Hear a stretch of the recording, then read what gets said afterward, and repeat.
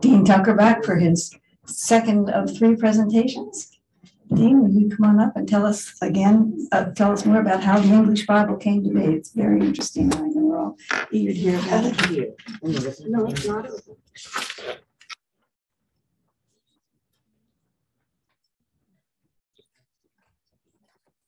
Well, good morning, and thank you for having me back.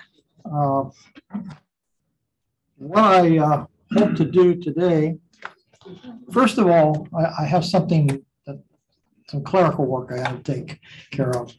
Who was the gentleman that asked me how many Marys there were? He was sitting right over here. Who was it? Does anybody remember? You mean he wouldn't come back after I did all this research for him? You didn't have the answer. Well, all right. How many Marys are there in the Bible?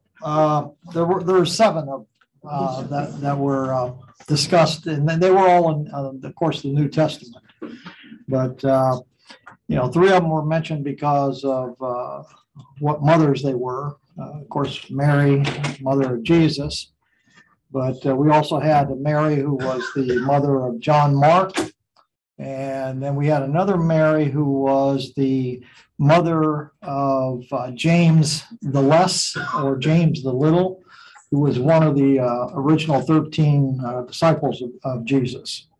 And then, of course, we have Mary Magdalene, who was the one that was possessed by 7 demons. And we had a Mary that 2 of them that had relatives. Mary, who was the sister of Lazarus, and then Mary, who had a sister called Martha. And you recall the Marys and Martha, they were fighting over whether Mary should be out there at the feet of Jesus or should be in the kitchen helping her. And then we have the Mary of Rome, which Paul mentioned, that she was of great help to the ministry of Paul and his companions when they were in Rome. So it ends up that there are 7. So that gentleman that asked me that question, next time you see him, you can tell him, hey, I found out the answer, and I did a lot of research for doing it. So that way you can impress him that you know something about the Bible. All right.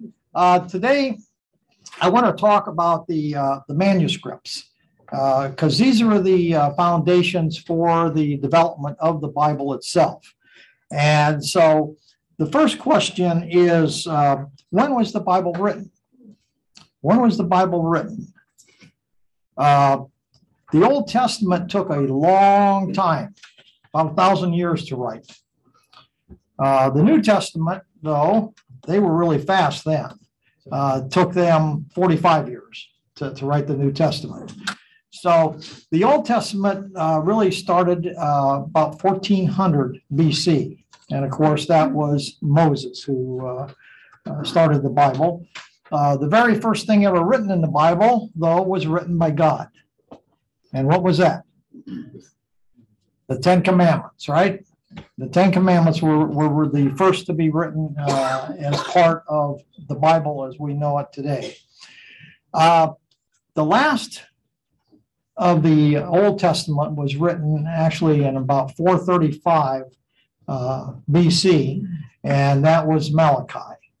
So we've got this period from 1400 to basically say 500. So it's about 1,000 years for that. If we look at the New Testament was the first book that was written for the New Testament was written in 45 AD. Does anybody know what the first?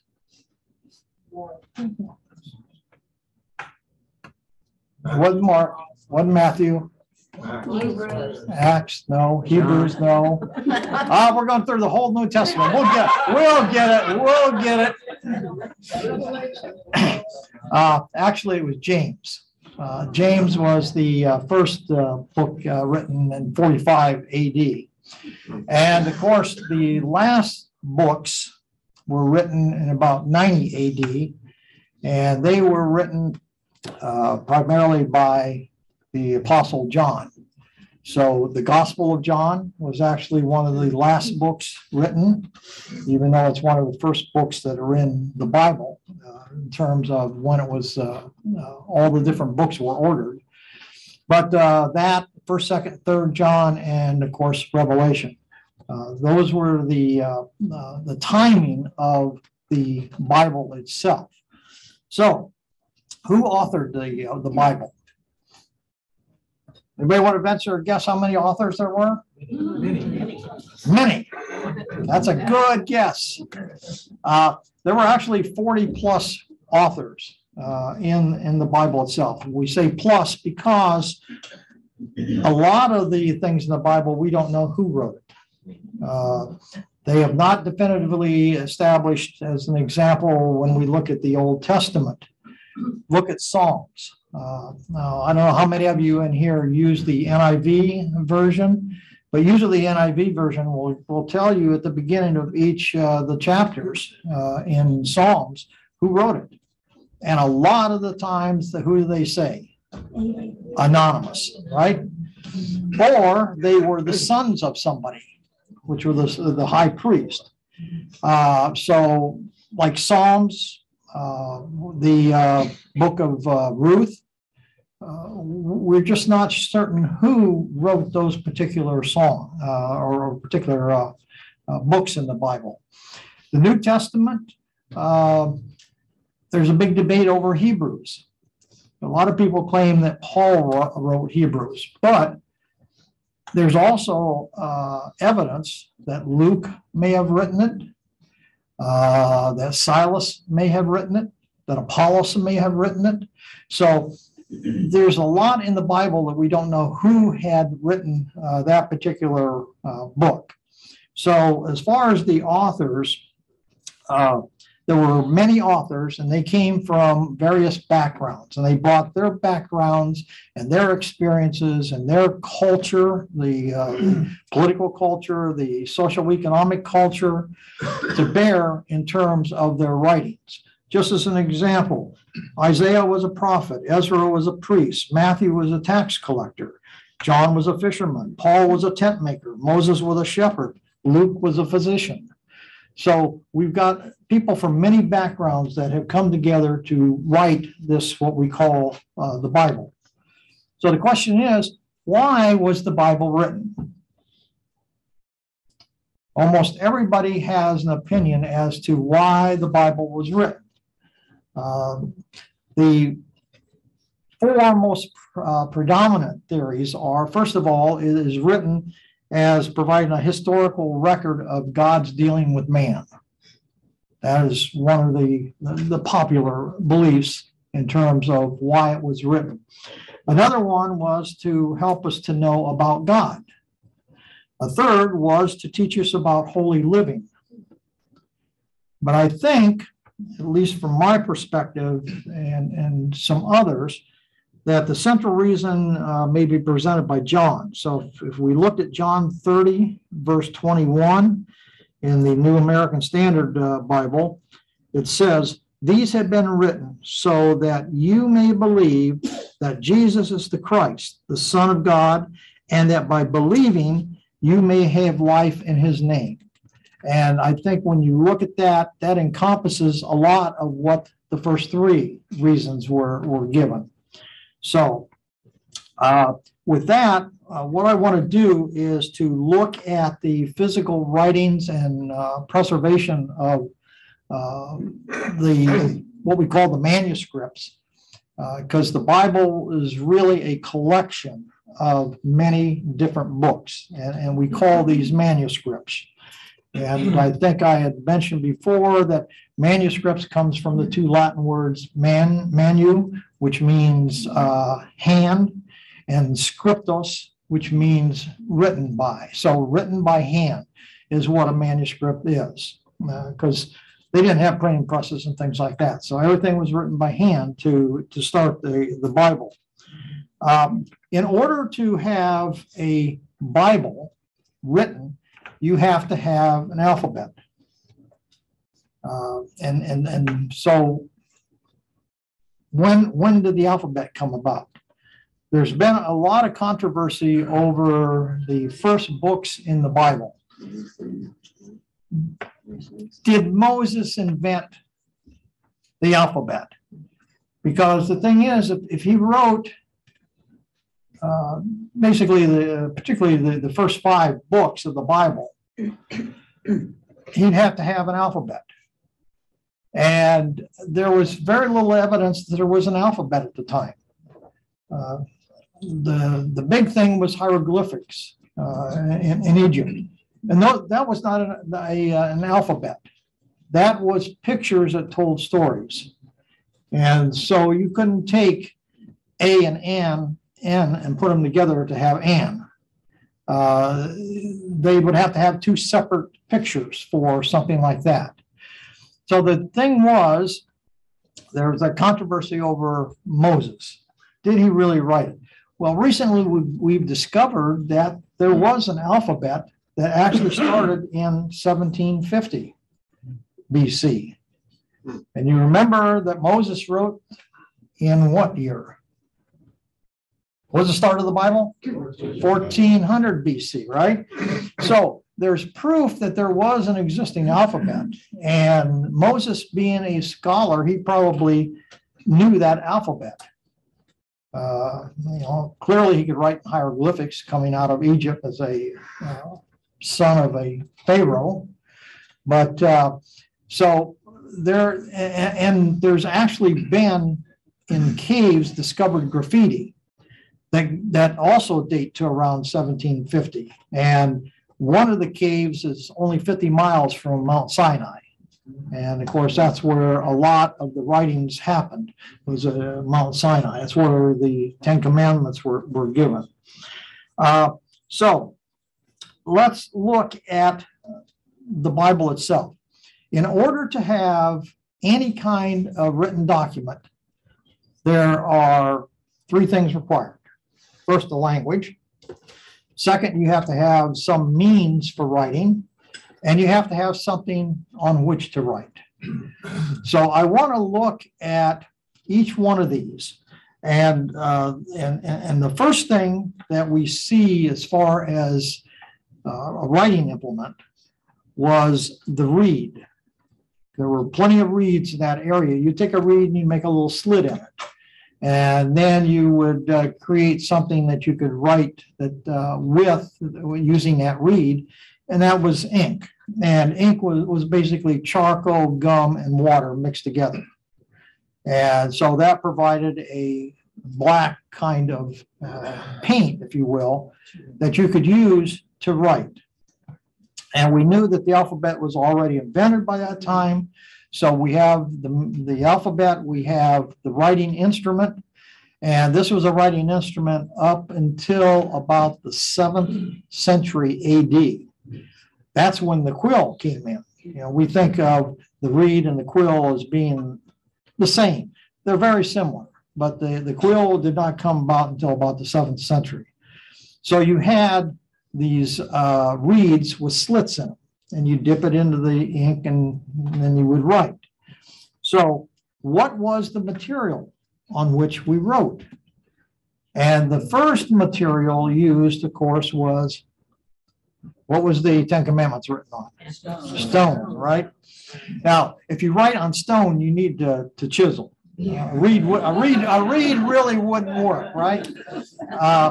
And so God wrote the first of the Bible in stone when he wrote the 2 tablets that Moses brought down from Mount Sinai. The thing was, though, it took a long time to chisel things. Now, it didn't take God long. He probably just, that was it. It was there. But man had to chisel. And that's not a very efficient way of communicating. So they were very ingenious. What they did is they developed like a plaster, a white plaster that they would put on the stone, and then take the quill and write on that plaster. And that was the first way that we communicated in terms of writing. The next step in terms of what we use for writing was clay. Clay is very, easy to shape. So we could make thin layers of clay, and then we could take a quill and we could actually either carve or write on it, and then it would dry and it became somewhat permanent. And this was used really for historical writings and for hymns to God, to gods, letters, royal edicts. They were written in clay. Stone, on the other hand, was usually primarily used for legal documents and religious documents. So now we have clay as a form. The next advance in terms of writing material was wood. It was very easy to take wood and make that very thin. And so we could take the wood and we could actually put it together in sort of a book form. But the wood, there were two ways they did it. The first, which were the Assyrians and Romans, they took wood and they put wax on it. And then it was very easy to write on that wax. And it'd be very easy to erase any kind of mistakes. So placing wood or placing wax on wood became then another advance in terms of writing the Bible. In Romans and also Greek times, what they did is they took the wood and they whitewashed it, very similar to what they did with the stone. And then they were able to write messages on that. And that was used primarily for things like public announcements. So when the Romans wanted to publicize something, whether it be an event in the amphitheater or whatever, they could use this form to communicate. And it was the white and then just writing on it like that. And again, it was very easy to remove the original message by just whitewashing it again and then writing on it. We believe that this was the type of communications that was nailed to the cross that said, "This is the King of the Jews." That was the kind of material that was used in that regard to make that announcement during his execution. The next thing that came along was the use of metal. Silver, gold, copper, and bronze were the four primary tools that were used. The Romans used a lot of bronze, and bronze was used to make treaties, to also make decrees, and for any of you in here that has ever been in the military, the Romans DD-214. Everybody know what the DD-214 is? That is the official discharge, okay? And when you leave the Army, the Navy, whatever, you were presented with the DD-214. And that was, what's that? So anyway, it was used a lot for discharges. Vince, do you have a copper one? Yeah. Yeah, that's what I thought, or a bronze, I should say. Yeah, that's what I thought. You might have a bronze one. Next week, bring in your bronze DD-214. The oldest biblical writings are found on metals, and the oldest is in silver, and it dates back to the 7th century AD, during the time of the very first temple. They discovered this in 1979, and they were excavating tombs of that era, and they found in the tomb a bracelet, a silver bracelet. And from that bracelet, it's sort of like a charm bracelet, because hanging from that bracelet were two small scrolls, and in silver, and it had on it numbers 6, 24 through 26, if you're familiar with that, that is the priestly blessing. So somebody who was buried in that tomb, that's what they carried with them, was that blessing. And the blessing says, "The Lord bless you and keep you. The Lord make his face shine upon you and be gracious to you. The Lord lift up his countenance upon you and give you peace." And so somebody who was, a Christian, or well, wasn't a Christian at that time, but a Jewish lady, probably had that on her arm when she was buried. And they discovered that. And as I say, that was in the 7th century. So that's the oldest thing that we know of that came from that particular area. Then Ostracota is another important writing document. And it is usually known of as what we call our scrap paper. Okay, the scrap paper, there's a lot of it, because what it is simply broken pottery. So people that had pots or plates or things like that got broken, instead of throwing them away, they became the scrap paper for people to be able to write shopping lists or things like that on the piece of paper. And of course, most of that was just deals with daily life. But they have discovered 25 of these ostracotas that had New Testament writings on them. So that became a part of what we use to develop the Bible.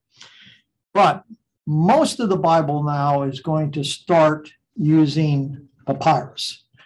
However, most of what we have today is written on animal skins. And we'll see how animal skins came into play in terms of papyrus.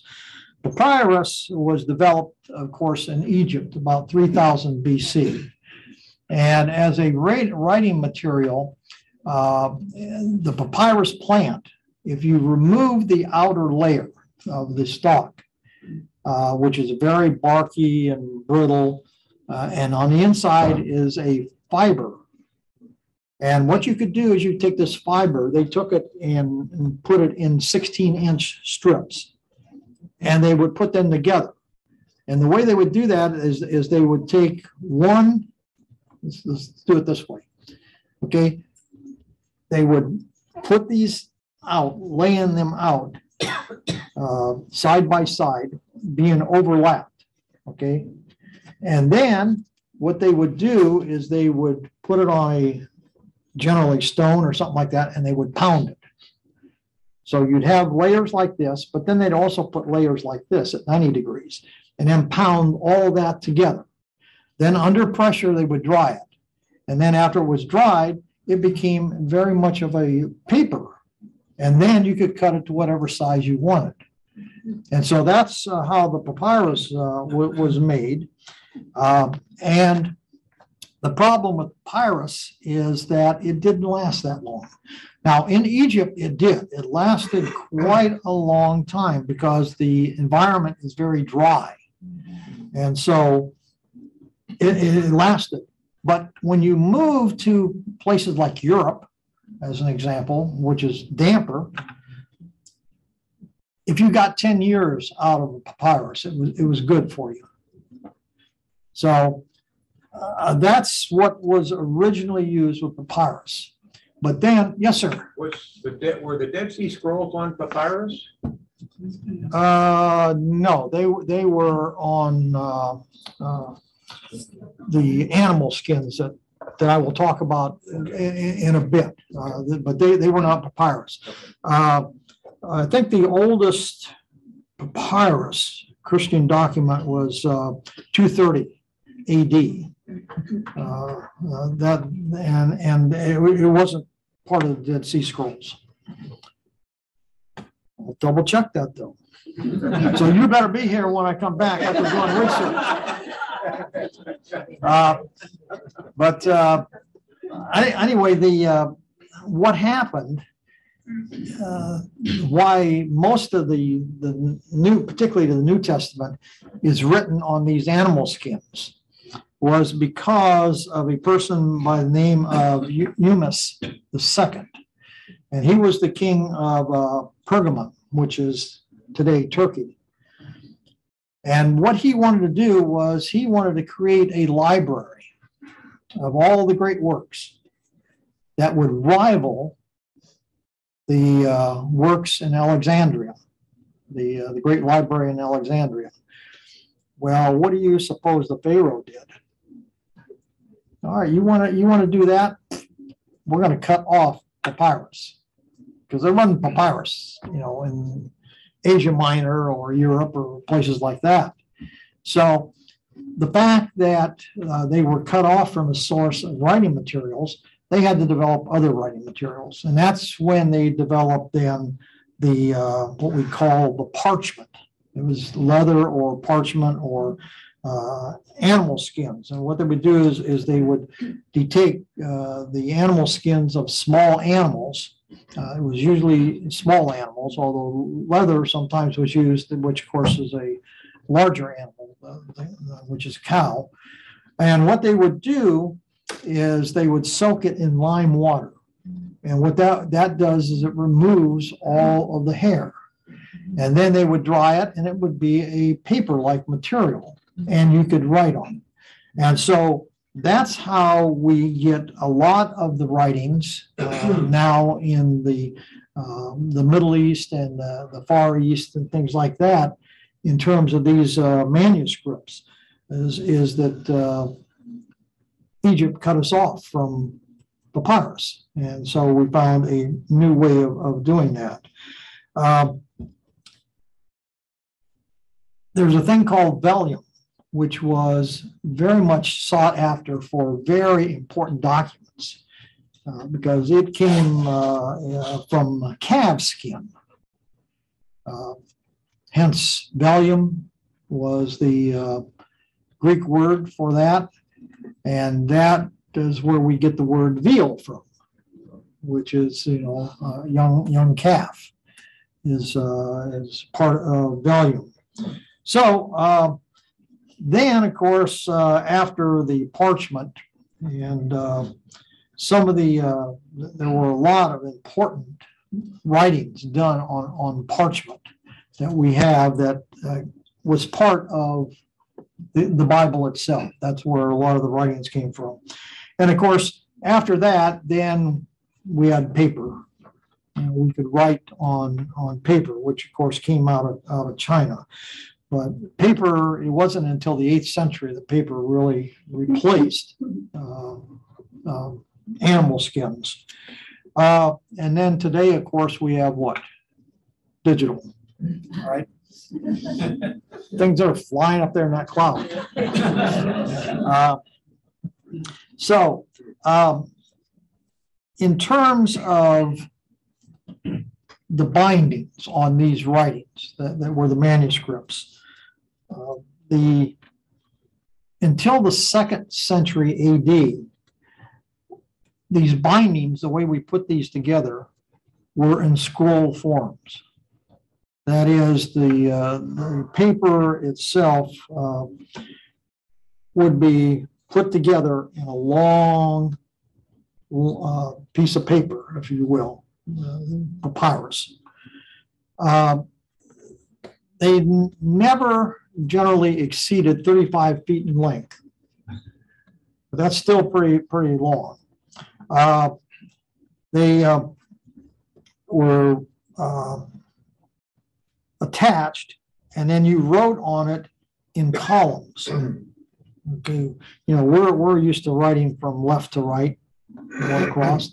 They wrote in columns. Okay, even though they went left to right, but everything was done in 2 to 3 inch columns on these pieces of paper, and they were generally about 9 to 10 inches in width.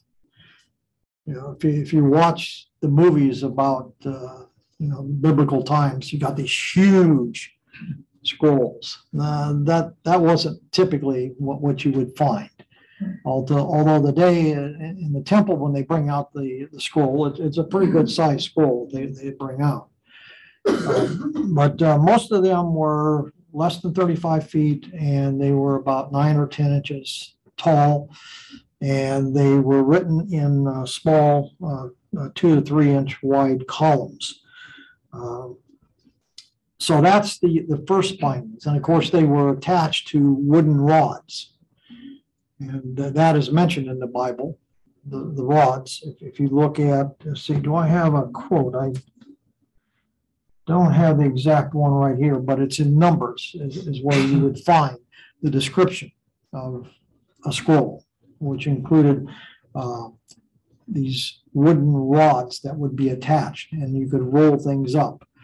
So when you were reading, you would roll to on roll and roll to roll it back up. So it was a matter of learning to roll and on roll at the same time as you were trying to read things.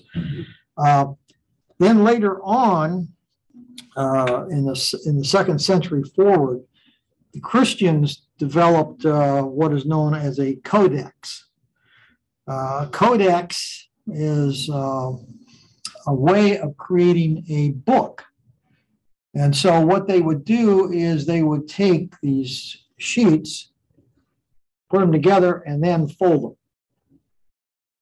Now, when they're folded, you notice you have 4 pages now. 1, 2, 3, 4.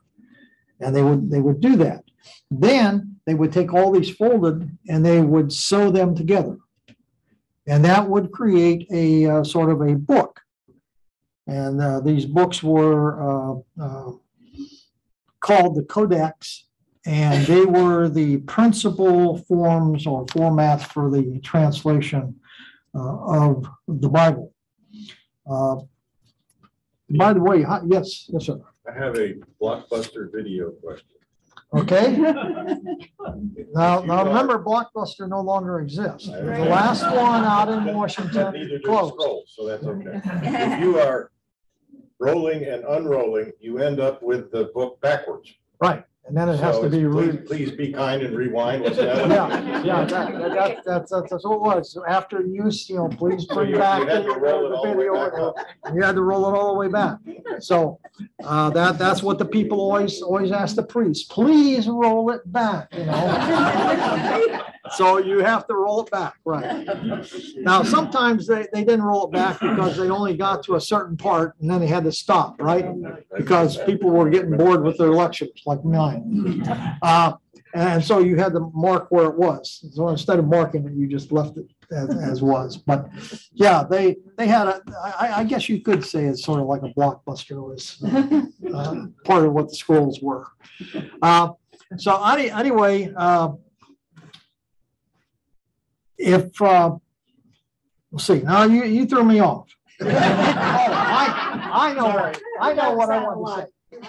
I know what I want to say. Why is the holy, I'm sorry, I forgot. I used to be a professor, and when I was a professor, I wandered everywhere in the classroom. Students didn't like when I got to the back and was projecting forward. They were afraid I was going to hit them or something. But you remind me to stay still. But anyway, what I wanted to ask you is, do you know why the holy scriptures that we have are called the Bible? How did they come up with the name Bible? Yes, ma'am. Means book. Yes. In Latin, the papyrus was known as biblios. And when the papyrus was put together in book form, it became biblical. And so biblical, which is Latin for the collection of the manuscripts written in papyrus. So that's how we get the name Bible, is from that. Very good. You get an A for the day. I'll record that in my book here. But yeah, that's how we get the word Bible. It just simply means the collection of parchments in a book form.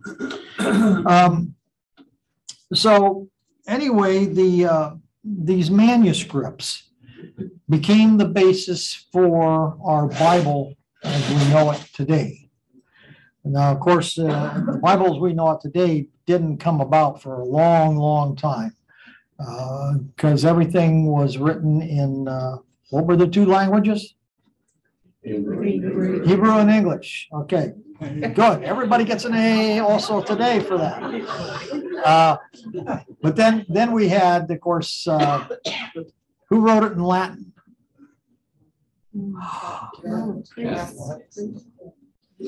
You guys forgot Saint Jerome? Yeah.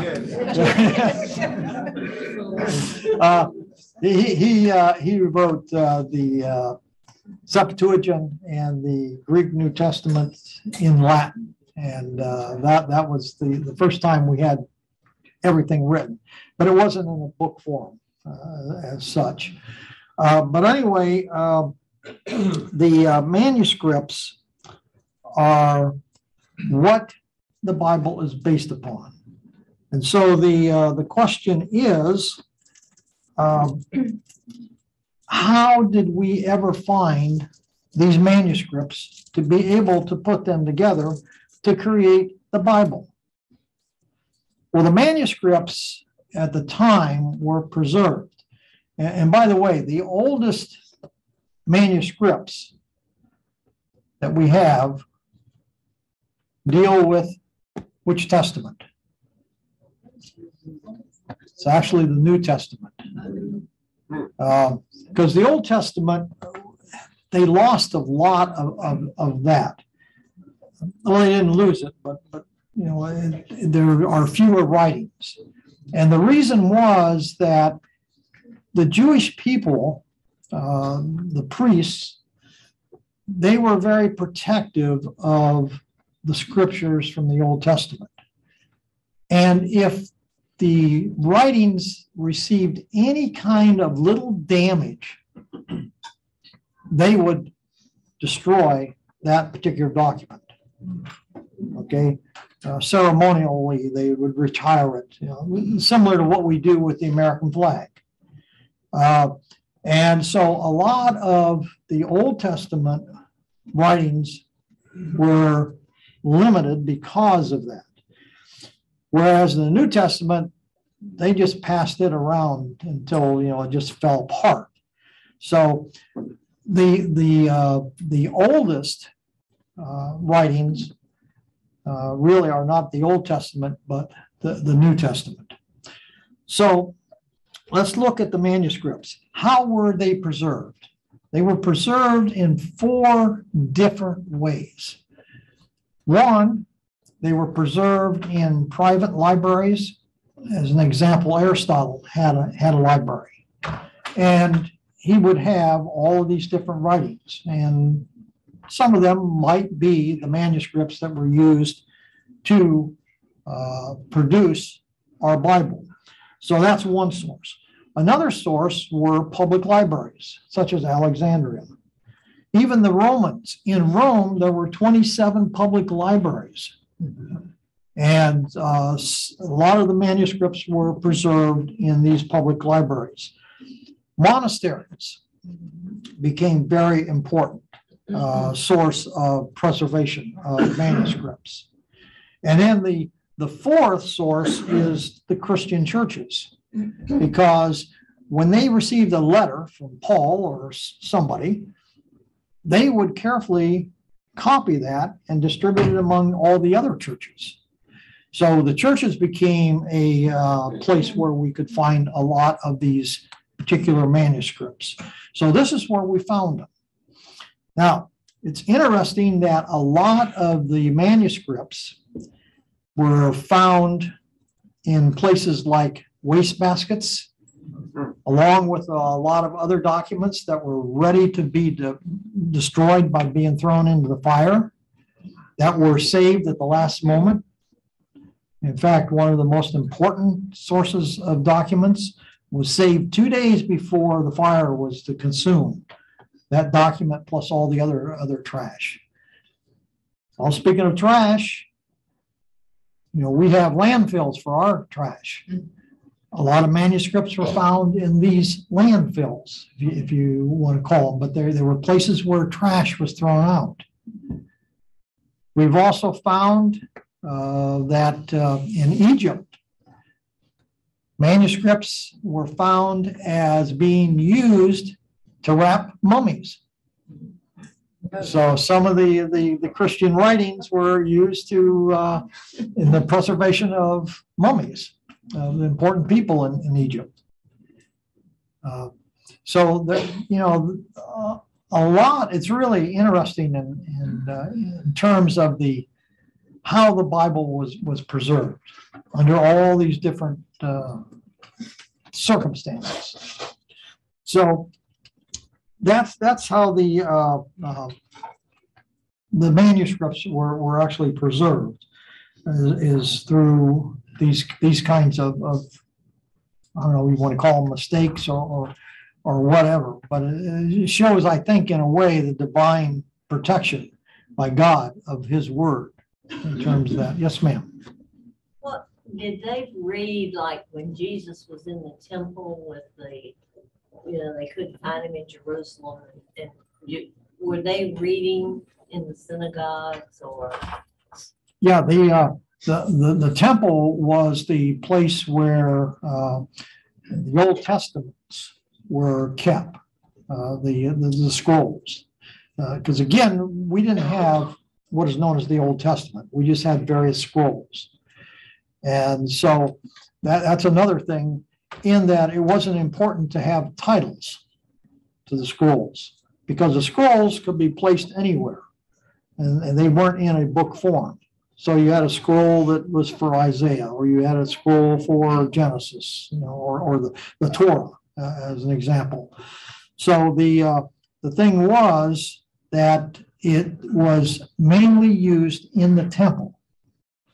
But then later on, of course, when the temple was destroyed, then they had to make different copies so that the priests would have something to tell the people in what we now call synagogues, because there is no temple. The temple was destroyed in about 70 AD and was never rebuilt.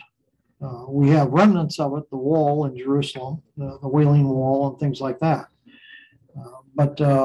Yeah, that's where most of the documents were kept originally. But then with the destruction of the temple, the writings then spread throughout. So even with the destruction of the temple, God had in plan, this is how I'm going to get my word out. Now, a lot of people are going to have to write. Somebody had their hand up over here? Do we know what kind and how Paul got his writing materials to write from prison? Well, there would have been probably two different ways that he would have obtained this material. One is that the prisons, while they were not very nice places to be, the Romans would provide some material things. And he may have asked for paper and writing utensils from them. But the other thing was that if you were in prison, they did not, that is, the Romans did not have to provide things for you. So you had to rely upon family and friends to provide food and things like that. So probably what it was, a lot of his writing material came from people like Luke, who would visit him in prison. And Luke would actually write down things that Paul would say. And so the letter, while it's dictated by Paul, it may not necessarily been written by Paul, although he did do writings a lot of that way. But that would be the two primary ways that he received his materials. Thank you. Mm-hmm. Anything else? Okay.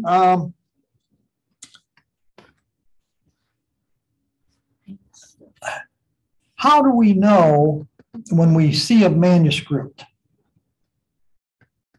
what its date was. How do we know how to date these manuscripts? Because it's important to date them. Because manuscripts that were found that were close to the time of the apostles are probably more valid and more important than those that are later on. So how do we know what the dates are on manuscripts? Carbon dating. Part of it is carbon dating. Okay. The problem with carbon dating is what? It's destructive. It's destructive. So therefore, you were destroying a manuscript in order to determine what the age was. Now, of course, they would never destroy the part where there was writings. But by destroying it, you made the manuscript weaker, and therefore it's more susceptible to deterioration. So, but that is one legitimate way in which we date some of the documents. Other ways in which we do that is that, believe it or not, sometimes the people who were copying, the manuscript from someplace else would actually write the date on them, when they did it. So we can be pretty sure that if somebody said this was this date, then we know that's when it was actually written. Other things is the writing itself. Whether it was in capital letters or small letters, and I'll talk about that in just about 3 minutes here, in terms of how the manuscripts were written. Also, we could look at the punctuation, because we know the punctuation, different punctuations occurred at different periods of time. So these are some of the ways in which we can determine, if you will, what the manuscripts were in terms of their dates in history. So let's look at the writings.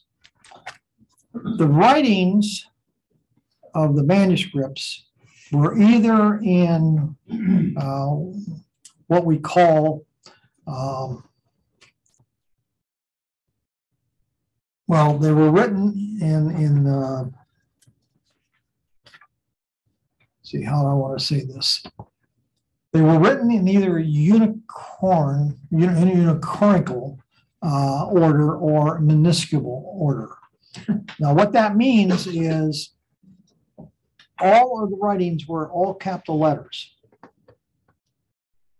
or they were all small letters. The capital letters came first. And then they figured, well, if we wrote in smaller letters, we could get more on the manuscripts. And so early manuscripts were all in capitals.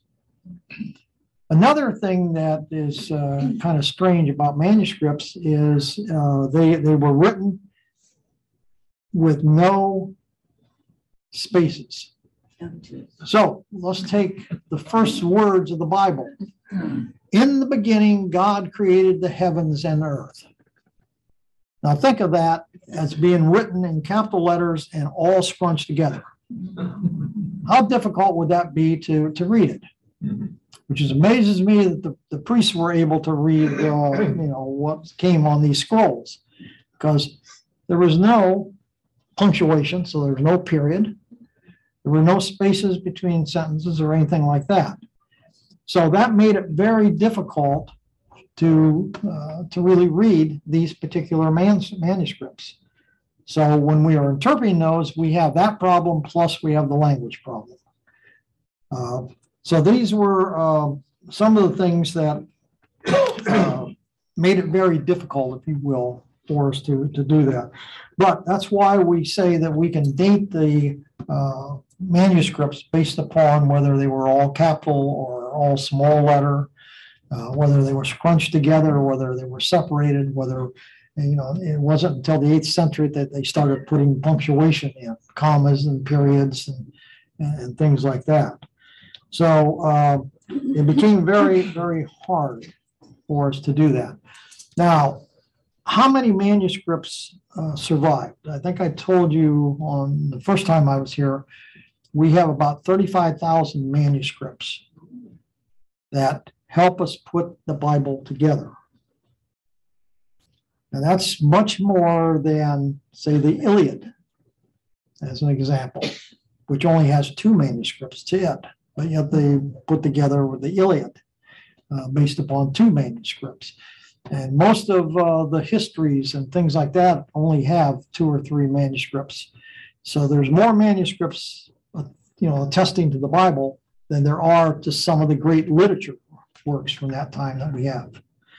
So when I told you 35,000, there's 10,000 from the Old Testament. There's 5,800 from the New Testament, and then there's about 19,000 that came from the Coptic and the Latin and the Syriac languages. So what are some of the important manuscripts that we have used? There are 3 very important manuscripts that serve as the basis for the Bible. The first one is called the Vatican Manuscript.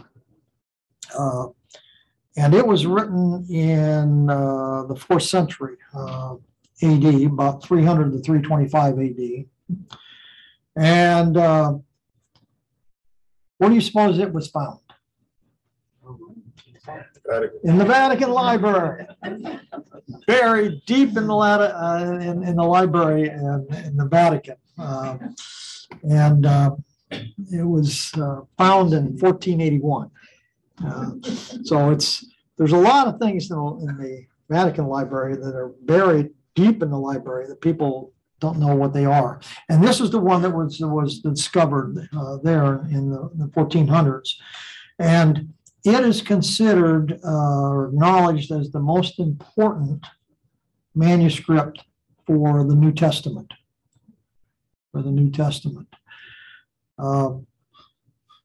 It comprises about 800 pages, 759 pages. And it is on vellum. Okay, so it was the animal skin. And 10-inch squares, and there were, again, 3 columns to each one of those. The Cyanotic manuscript is the oldest complete New Testament that we have. It's a very important one. And that was the one that was found in St. Catherine's Monastery, which is located supposedly on the site of the burning bush. And it's really, really interesting that it's on the burning bush, because fire had a lot to do with this. But there was a German who came over to the monastery, and he discovered these writings. And he had to go back to Germany, so he asked the monks if they would preserve this. Now, these writings were the ones that were found in the wastebasket that were going to be burned in 2 days.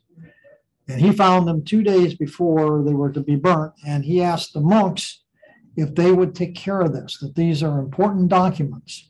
So they said they would. Well, he came back 7 years later, and guess what? No manuscripts. He searched high and low. He could not find them anywhere. And he had the monks look, and nobody could find these particular documents. Although they found one. And what it was a scrap from one of the manuscripts. Somebody had torn it off and used it as a bookmark. Unfortunately, that was the only thing they could find. Well, again, it came to the point where it was the day before he was to leave. The head monk asked him back to his cell to have a meal with him so that he could say goodbye to him. And guess what was found? there were all the manuscripts in this head monk's office, cell.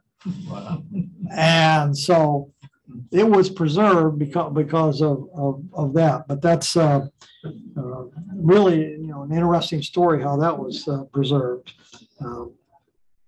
And the interesting thing is that when I said fire, just recently, St. Catherine's. Does everybody know St. Catherine? She was a lady who was a Christian, and she was asked to renounce her faith, and she refused to. And they said, well, we're going to execute you if you don't. And she still refused. And so they were going to put her on the wheel, which was a form of execution. Does anybody know what the wheel is? It doesn't sound good, no. What it is they take and they put you like on a scaffolding, like this. We don't need it. You don't want to know about it? All right. Well, anyway, it's a gruesome way to do it. Well, but Catherine, she went up to the wheel, touched it, and guess what? It fell apart. So she said, all right, well, when you're on the wheel and you don't die, they will execute you by either garrote or by beheading. And so she said, I want to be beheaded. And that's what happened. So I won't give you any details as to what happened. We all know what beheading is. So anyway, that's how it got the monastery's name was from her. And what happened was that just a few years ago, there was a fire in St. Catherine's, and all this rubble fell in. And guess what was discovered? More manuscripts, all because of a fire. And they're all buried now underneath this rubble. So they're in the process of carefully excavating this, because there are manuscripts. We don't know whether the manuscripts are going to relate to our Bible or anything else, but we are going to be looking at that. All right. The last one I want to talk about is the Alexandrian Manuscript. And that was the one that was found in Egypt. And it contains the majority of the Old Testament and all of the New Testament in Greek. And those are the three most important manuscripts that we've got. And before I become beheaded, I'm going to have to stop at this point. Because we got a guy that went. So anyway, I'm sorry for taking so much time. The next time that we're going to meet, I'm going to end up with this, and then I'm going to look at how the contents of the Bible were determined, and then maybe a little bit about the various versions and translations of the Bible. Okay, thank you very much.